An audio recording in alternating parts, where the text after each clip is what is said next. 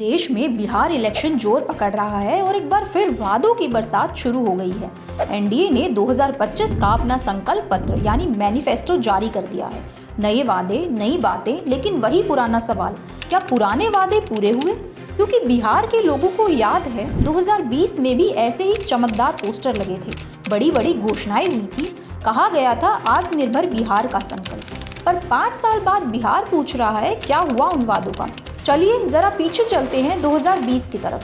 2020 में जब बिहार में विधानसभा चुनाव हुए थे तब एनडीए के घोषणा पत्र में कई बड़े वादे किए गए थे। 19 लाख नौकरियां देने का वादा, सभी बिहार वासी को मुफ्त कोविड वैक्सीन, 30 लाख लोगों को पक्का मकान, 1 करोड़ महिलाओं को आत्मनिर्भर बनाने का मिशन, बिहार को आईटी और औद्योगिक हब बनाने की घोषणा। बातें बड़ी थी, सपने और भी बड़े, लेकिन 5 साल बाद जमीनी हकीकत कुछ और ही कहती है।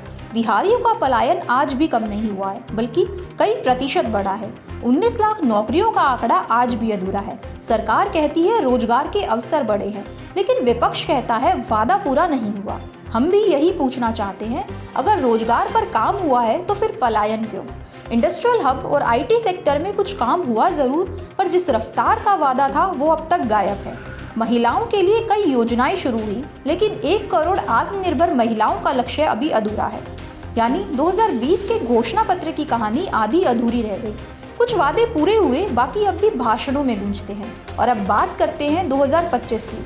2025 के विधानसभा चुनाव में एनडीए फिर लौटा है, एक नए घोषणा पत्र के साथ, जिसका नाम है संकल्प पत्र 2025।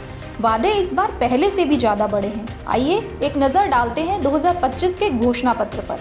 एम्प्लॉयमेंट और इंडस्ट्रियल डेवलपमेंट, 1 करोड़ सरकारी नौकरियां और रोजगार के अवसर, हर जिले में मेगा स्किल सेंटर और मॉडर्न मैन्युफैक्चरिंग यूनिट्स, बिहार को ग्लोबल स्किलिंग हब बनाने का लक्ष्य।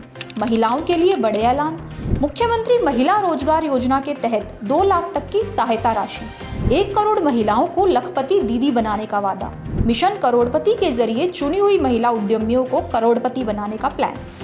किसानों और ग्रामीण विकास पर फोकस, कर्पूरी ठाकुर किसान सम्मान निधि, हर किसान को 3,000 रुपए सालाना राज्य सरकार से, यानी केंद्र की 6,000 मिलाकर टोटल 9,000 प्रति वर्ष। एग्री इंफ्रास्ट्रक्चर में 1 लाख करोड़ का निवेश।